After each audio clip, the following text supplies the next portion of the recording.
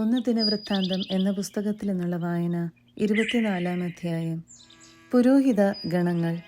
അഹ്റോൻ കുടുംബത്തിൻ്റെ ശാഖകൾ ഇവയാണ്. അഹ്റോൻ്റെ പുത്രന്മാർ നാദാബ്, അബീഹു, എലയാസർ, ഇത്താമർ. നാദാബും അബീഹുവും പിതാവിന് മുൻപേ മരിച്ചു. അവർക്ക് മക്കളില്ലായിരുന്നു. അതുകൊണ്ട് എലയാസറും ഇത്താമറും പുരോഹിതന്മാരായി. അഹ്റോൻ്റെ സന്തതികളെ ദാവീദ് ശുശ്രൂഷയുടെ ക്രമമനുസരിച്ച് എലയാസർ കുടുംബത്തിൻ്റെ തലവനായ സാദോക്കിൻ്റെയും ഇത്താമർ കുടുംബത്തിൻ്റെ തലവനായ അഹിമെലെക്കിൻ്റെയും സഹായത്തോടെ ഗണം തിരിച്ചു.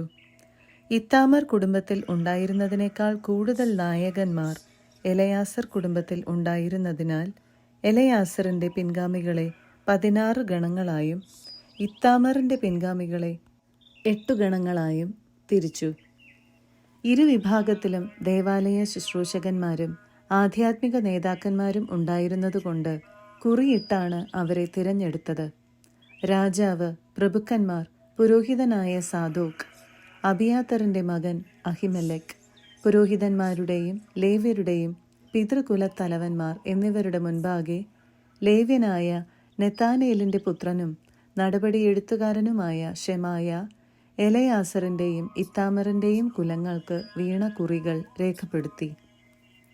നറുക്കു വീണതനുസരിച്ച് ഒന്നാമൻ ഹോയാറബ്, രണ്ടാമൻ യദായ, മൂന്നാമൻ ഹാരിം, നാലാമൻ സെവോരിം, അഞ്ചാമൻ മൽക്കിയ, ആറാമൻ മിയാമിൻ, ഏഴാമൻ ഹാക്കോസ്, എട്ടാമൻ അബിയ, ഒൻപതാമൻ യശുവ, പത്താമൻ ഷെക്കനിയ, 11-ാമൻ എലിയാഷീബ്, 12-ാമൻ യാക്കിം, 13-ാമൻ ഹുപ്പ, 14-ാമൻ യശബയാബ്, 15-ാമൻ ബിൽഗ, 16-ാമൻ ഇമ്മർ, 17-ാമൻ ഹെസർ, 18-ാമൻ ഹപ്പിസസ്, 19-ാമൻ പെത്താഹിയ, 20-ാമൻ യഹസ്കേൽ, 21-ാമൻ യാക്കിൻ, 22-ാമൻ ഗാമൂൽ, 23-ാമൻ ദലായ, 24-ാമൻ മാസിയ.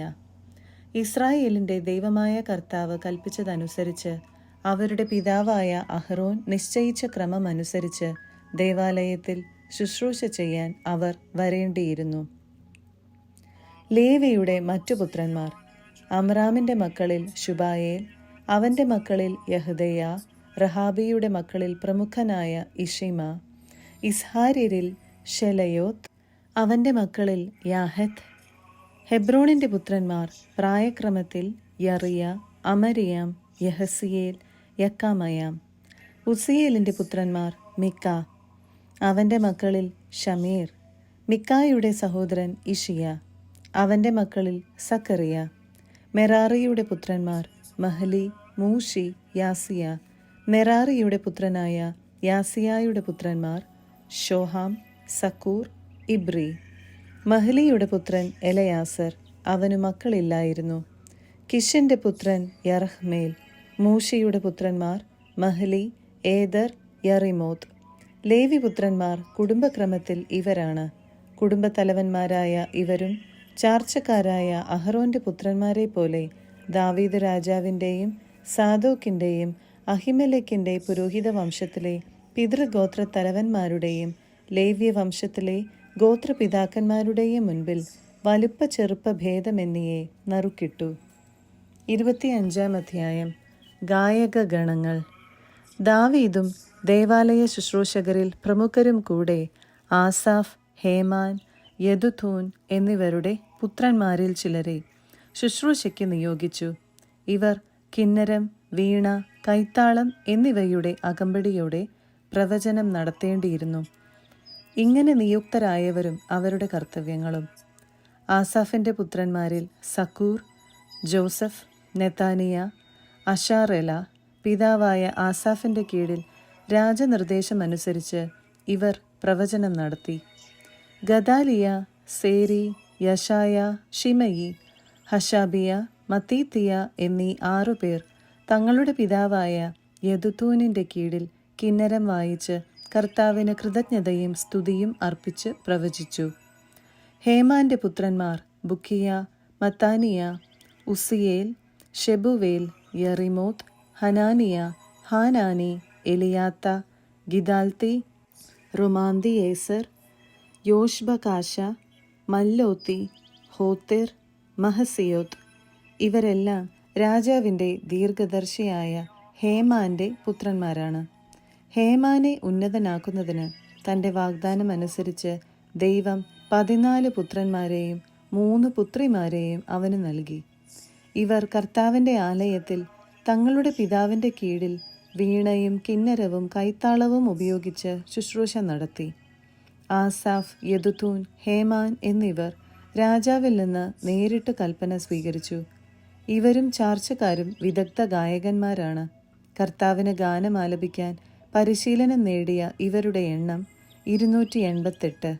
വലിപ്പ ചെറുപ്പമോ ഗുരുശിഷ്യ വ്യത്യാസമോ പരിഗണിക്കാതെ അവർ നറുക്കിട്ടു, തങ്ങളുടെ തവണ നിശ്ചയിച്ചു. ആദ്യത്തെ നറുക്ക് ആസാഫ് കുടുംബത്തിൽപ്പെട്ടവനായ ജോസഫിന് വീണു. രണ്ടാമത്തേത് ഗദാലിയായ്ക്ക്. അവനും സഹോദരന്മാരും പുത്രന്മാരും ചേർന്ന് 12 പേർ. മൂന്നാമത്തേത് സക്കൂറിന്. അവനും സഹോദരന്മാരും പുത്രന്മാരും ചേർന്ന് 12 പേർ. നാലാമത്തേത് ഇസ്രയ്ക്ക്. അവനും സഹോദരന്മാരും പുത്രന്മാരും ചേർന്ന് 12 പേർ. അഞ്ചാമത്തേത് നെത്താനിയായ്ക്ക്. അവന് സഹോദരന്മാരും പുത്രന്മാരും ചേർന്ന് 12 പേർ. ആറാമത്തേത് ബുക്കിയായ്ക്ക്. അവനും സഹോദരന്മാരും പുത്രന്മാരും ചേർന്ന് 12 പേർ. ഏഴാമത്തേത് യശാറല്ലായ്ക്ക്.